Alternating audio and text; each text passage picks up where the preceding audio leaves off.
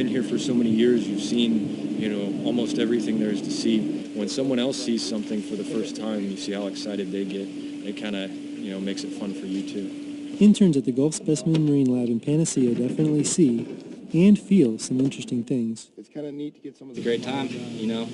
Don't come here unless you're not afraid to get your sleeves wet. That's true. I leave here dirty 90% of the days.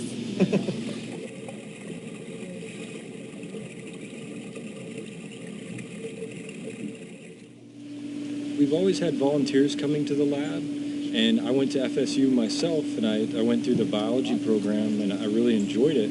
And I started volunteering here through college. That's how I got a job.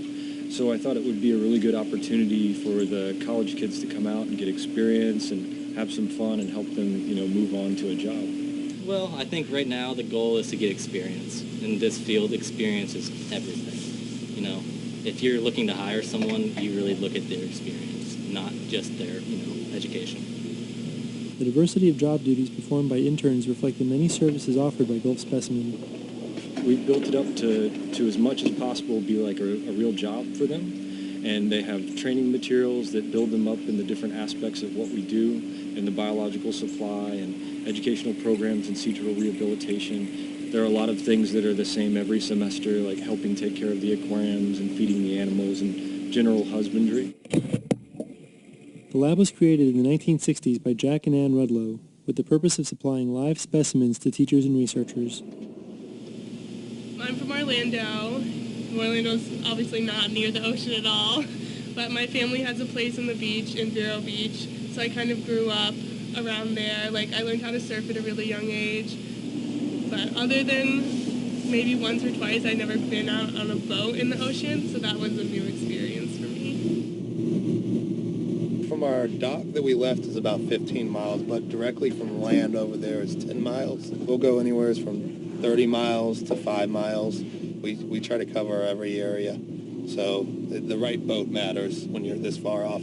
Right now we're at about 17 feet. Okay. And what we would be on is kind of a sandy live bottom, we like to call it. A lot of limestone outcrop with soft corals, sponges, and so on. They get a lot of nutrients coming out of the river.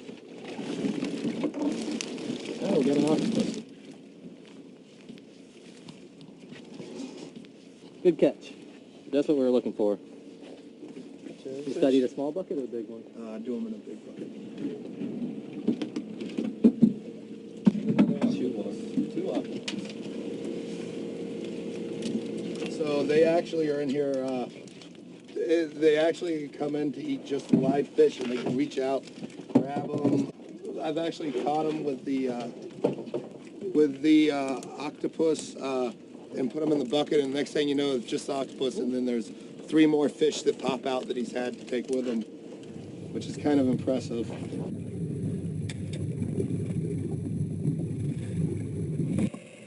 We moved to a shallower spot covered by seagrass beds. It's a really nice habitat to get a lot of sea urchins, and that's what we're looking for today, is the different types of sea urchins. We're hopefully going to get the short-spined one. You see a lot in the grass beds, and maybe if we're lucky, we'll find a couple of dwarf octopus.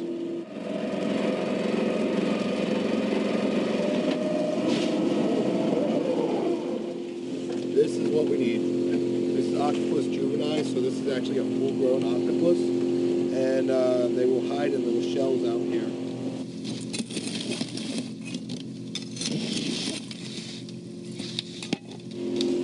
Had Travis here go through and try and figure out a way to stand sponges up, and yeah, this is a good idea of fishing poles. And we actually implanted fishing poles in the rocks.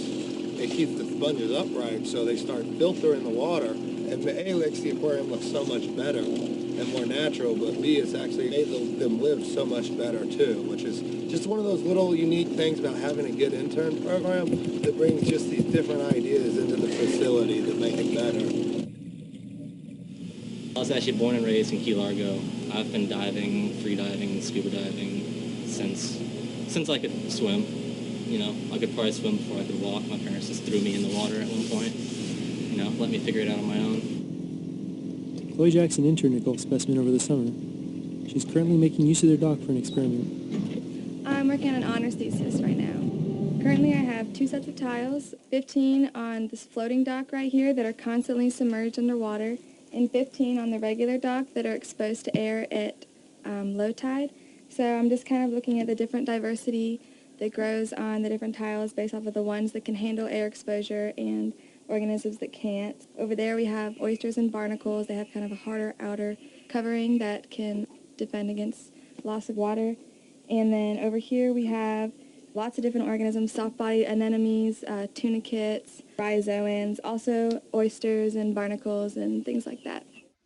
Kara's experience at the Gulf Specimen Marine Lab has caused her to refocus her career plans away from research. I think it also gave me a feel of what I kind of did and didn't want my career to be like in the future.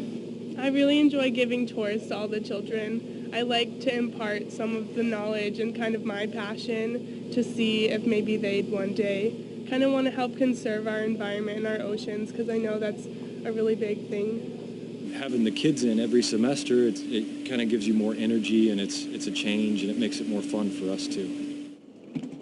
For more information on the Gulf Specimen Marine Lab, visit gulfspecimen.org. For WFSU, I'm Bob Diaz de Villegas.